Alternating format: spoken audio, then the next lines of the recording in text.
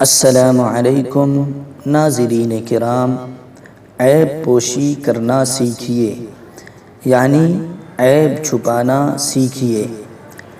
ہم میں سے ہر انسان کی زندگی کی کتاب میں کچھ ایسے اوراق پنے ضرور ہوتے ہیں جنہیں ہم کبھی منظر عام پر لانا پسند نہیں کرتے۔ ایسے لمحے ہر انسان کی زندگی میں آتے ہیں جب وہ نفس کی پیروی میں یا شیطان کے بہکاوے میں آ کر ایسی حرکتیں کر بیٹھتا ہے جن پر وہ پوری زندگی پچھتاتا ہے۔ ہمارے اعمال کی یہ سیاہیاں اگرچہ ہمارے سفید اور اجلے کپڑوں میں نظر نہ آتی ہوں، مگر اس ذات کو تو ہمارے ایک ایک پل کی خبر ہے جو علیم بذات الصدور ہے۔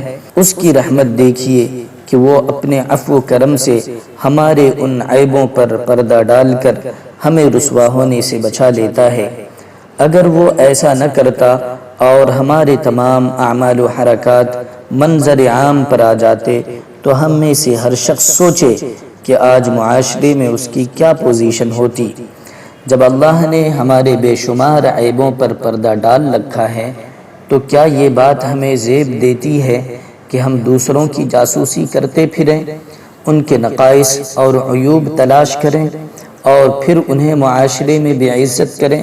ذرا سوچئے، اگر عزت و ذلت کا معاملہ اللہ پاک نے انسانوں کے ہاتھ میں دیا ہوتا تو ہم میں سے کوئی شخص اپنے حریف و مقابل کو کبھی باعزت زندگی گزارنے ہی نہ دیتا، اور شاید ہر شخص ذلت و خواری کی زندگی گزار رہا ہوتا۔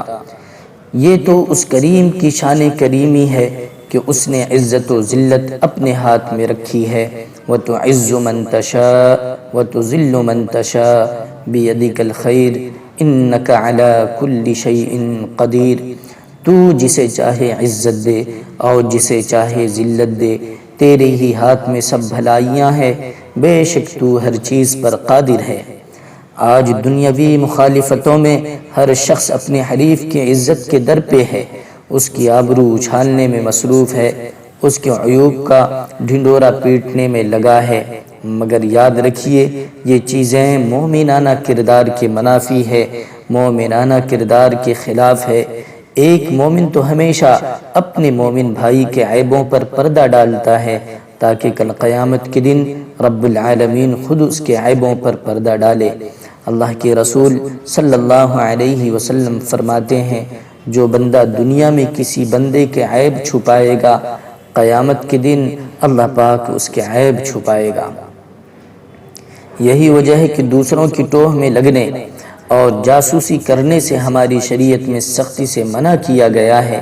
اللہ کے نبی صلی اللہ علیہ وسلم نے فرمایا، اگر تم لوگوں کی پوشیدہ باتوں کے پیچھے پڑو گے تو تم ان میں فساد پیدا کر دو گے یا قریب قریب فساد کے حالات پیدا کر دو گے۔ آج ہمارا حال یہ ہے کہ کسی کے اخلاق و عادات سے متعلق اگر کوئی نازیبہ بات ہمیں معلوم ہوتی ہے تو ہم اسے فوراً معاشرے میں پھیلانے میں لگ جاتے ہیں، جبکہ یہ بہت بڑا گناہ ہے۔ اس کا عذاب آخرت کے ساتھ ساتھ دنیا میں بھی ملتا ہے۔ ارشاد باری تعالی ہے، جو لوگ مسلمانوں میں بے حیائی کی بات پھیلانے کے آرزو مند رہتے ہیں ان کے لیے دنیا اور آخرت میں دردناک عذاب ہیں۔ اللہ سب کچھ جانتا ہے اور تم کچھ بھی نہیں جانتے۔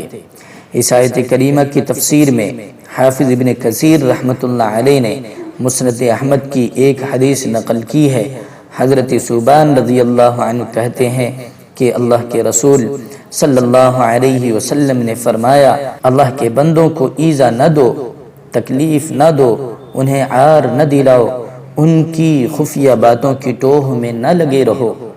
جو شخص اپنے مسلمان بھائی کے عیوب ٹٹولے گا، اللہ اس کے عیبوں کے پیچھے پڑ جائے گا اور اسے یہاں تک رسوا کرے گا کہ اس کے گھر والے بھی اسے بری نظر سے دیکھنے لگیں گے۔ ذرا ان نصوص کی روشنی میں ہم اپنا محاسبہ کریں۔ آج ہر شخص دوسروں کی عیب جوئی کو اپنا پسندیدہ مشغلہ بنائے ہوئے ہیں۔ دوسروں کے عیب پر پردہ ڈالنا تو دور کی بات ہے، ہمیں کسی کا عیب معلوم ہو جائے تو ہم اسے سرے بازار بے عزت کرنے پر تل جاتے ہیں۔ کاش ہم یہی سوچ کر دوسروں کی عیب پوشی کرتے کہ کہ کل قیامت کے دن ہمیں اس بات کی شدید ضرورت ہوگی کہ رب العالمین ہمارے عیبوں پر پردہ ڈال کر ہمیں رسوا ہونے سے بچا لے۔ اللہ تعالی ہمیں اس حقیقت کو سمجھنے کی توفیق عطا فرمائے، آمین۔